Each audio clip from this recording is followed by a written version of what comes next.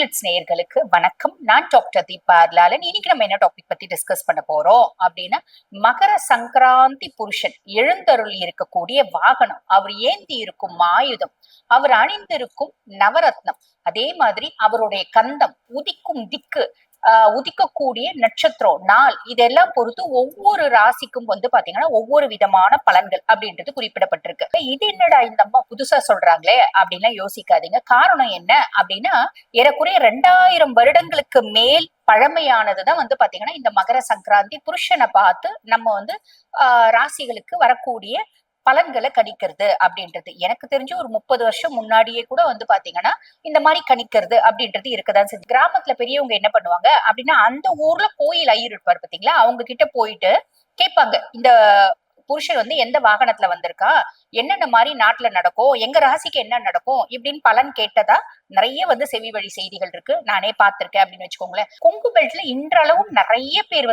பாத்தீங்கன்னா இந்த மகர சங்கராந்தி புருஷனை வச்சுதான் நிறைய விஷயங்கள் அவங்க வாழ்க்கையில செய்யணும், முடிவெடுக்கணும், பல முக்கியமான விஷயங்களை முடிவெடுக்கிறாங்க அப்படின்றதும் ஞாபகம் வச்சுக்கோங்க. சில வருடங்களுக்கு முன்னாடி எல்லாம் பாருங்க, பச்சை கலர் புடவை கட்டணும், இந்த நாள் அன்னைக்கு 2 விளக்கு ஏத்தி வைக்கணும், தலைச்சம் பிள்ளைக்கு ஆகாது, இந்த பரிகாரம் செய்யணும், இப்படி நிறைய விஷயங்கள் பரிகாரமா பிரசித்தி பெற்றுச்சு பாத்தீங்களா. அதெல்லாம் எதை பேஸ் பண்ணி இருந்துச்சு அப்படின்னா, இந்த மகர சங்கராந்தி புருஷனை பேஸ் பண்ணி தான் இருந்துச்சு. ஆக இந்த மகர சங்கராந்தி புருஷன் எழுந்தருள் இருக்கும் விதம் உங்களுக்கு என்னென்ன மாதிரி பலன்கள் வரப்போது உங்க ராசிக்கு சட்டன் பார்த்துடலாம் வாங்க. கும்பராசி அன்பர்கள், உங்களுக்கு மகர சங்கராந்தி புருஷன் சொல்லக்கூடிய பலன்கள் என்ன அப்படின்னா, மொதல் விஷயம் என்ன சொல்றாரு அப்படின்னா, செலவுகள் அதிகரிக்கும். செலவுகள் கொஞ்சம் ஜாஸ்தி ஆகுமா, அதனால நீங்க செலவு செய்யும் போது அனலைஸ் பண்ணுங்க, இந்த செலவு தேவைதானா, செய்யலாமா, இது ரொம்ப அத்தியாவசியமான விஷயமா, அப்பனா வாங்குங்க. அத்தியாவசியமான விஷயம் இல்லைங்க, இருந்தா நல்லா இருக்கும்னு நினைக்கிறோம், அப்ப அதை கொஞ்சம் யோசிச்சு செய்யுங்க. புரியுதுங்களா? ஆக செலவுகள் அதிகரிக்கும் அப்படின்னு கொடுத்திருக்காரு. வெளிநாடு யோஜனை, வெளிநாடு போறதுக்கு நிறைய பேருக்கு யோசனை தோணுமா, யோசனை செய்யுது, அதாவது யோசனை தோணுது அப்படின்னா நீங்க அதை ப்ராபகேட் பண்ணலாம். அதை நீங்க பாத்தீங்கன்னா செய்யலாம், அனலைஸ் பண்ணிட்டு செய்யலாம், எந்த விதமான தப்பும் இல்லை. தூக்கம் கெடும், நிறைய பேர் தூங்காம கஷ்டப்படுவீங்க அப்படின்னு கொடுத்திருக்காரு. மன அழுத்தம் அதிகரிக்கும் அப்படிங்கிறாரு. மன அழுத்தம் அதிகரிக்குமா, எதனால?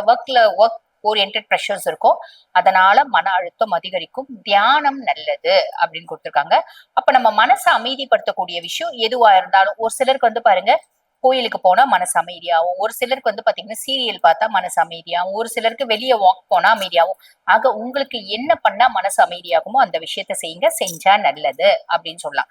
பொதுவா பாருங்க, நம்ம என்னென்ன விஷயத்துல எச்சரிக்கையா இருக்கணும் அப்படின்னா, இந்த காலகட்டத்துல பாருங்க 5 விஷயத்துல எச்சரிக்கையா இருக்கணும். பெரிய லெவல்ல கடன் கொடுக்காதீங்க, பெரிய லெவல்ல கடன் வாங்காதீங்க, ஆரோக்கியத்துல கொஞ்சம் கவனம் அப்படின்னு வச்சுக்கோங்க, வண்டி வாகனம் ஓட்டும் போது கொஞ்சம் கவனம் அப்படின்றத வச்சுக்கோங்க. அதே மாதிரி நம்ம வேலை செய்யற இடத்துல சின்ன சின்ன குழப்பங்களும் சின்ன சின்ன பிரச்சனைகளும் வருது அப்படின்னா கூட, இது பாட்டுன்னு சின்ன சின்ன, ஒரு வேலை செய்யற இடம், 4 பேர் கூடுற இடம் அப்படின்னா அங்க பிரச்சனைகள் இருக்கதானே செய்யும். அதை பெருசா ஐயோ இந்த பிரச்சனை வந்துச்சு அந்த பிரச்சனை வந்துச்சு அப்படின்னு மனசை போட்டு குழப்பிக்க கூடாது. அது பாட்டுன்னு வந்துச்சு, அது பாட்டு போகுது அப்படின்ற மாதிரி வச்சுக்கோங்க. இதே விஷயம் குடும்பத்திலயும் ஞாபகம் வச்சுக்கோங்க. புரியுதுங்களா? அதுக்கப்புறம் பாத்தீங்கன்னா, நமக்கு தோணும் இன்னும் கொஞ்சம் செஞ்சா நல்லா இருக்குமே, இன்னும் நம்ம வேலையை அதிகப்படுத்தினா நல்லா இருக்குமே, இன்னும் கொஞ்சம் சாதிச்சா நல்லா இருக்குமே, இன்னும் கொஞ்சம் சம்பாதிச்சா நல்லா இருக்குமே. இதெல்லாம் நல்லதுதான், பெருசா யோசிக்கணும் அப்படின்ற அவசியம் இல்லை. உங்களுக்கும் உங்க வாழ்க்கை துணைக்கும் அந்த இடைவெளி அதிகமாகிறதுக்கு வாய்ப்பு உண்டு.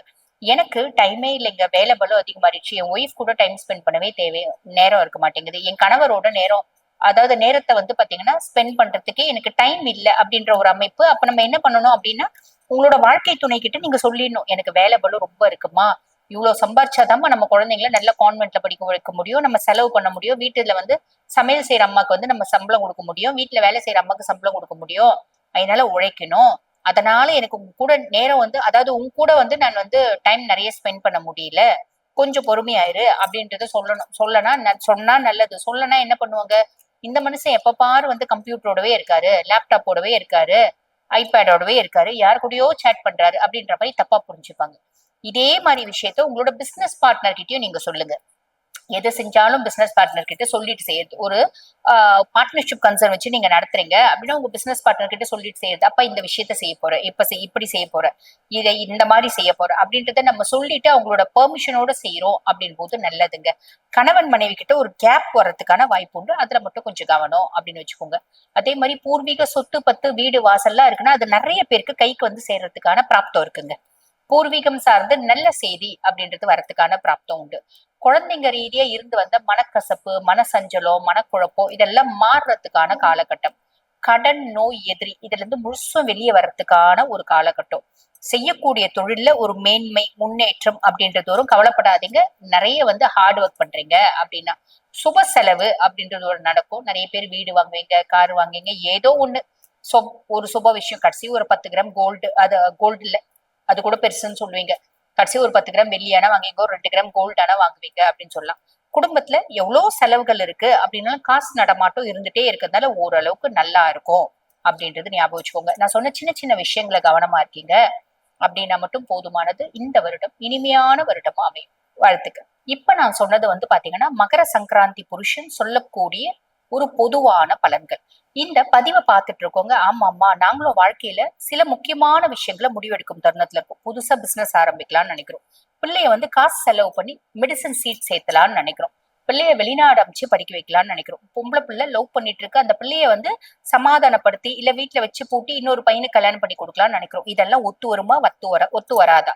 வீடு புதுசா வாங்கலாம்னு நினைக்கிறோம். வாங்கலாமா, வாங்கக்கூடாதா? இந்த மாதிரி இந்த காலகட்டத்துல இந்த விஷயங்கள் செய்யலாமா, வேண்டாமா? இந்த மாதிரி பல கேள்விகளுக்கு வந்து பாத்தீங்கன்னா உங்களோட சுய ஜாதகம் பதிலாவும் இருக்கும், முழு தீர்வாவும் இருக்கும் அப்படின்னு சொல்லலாம்.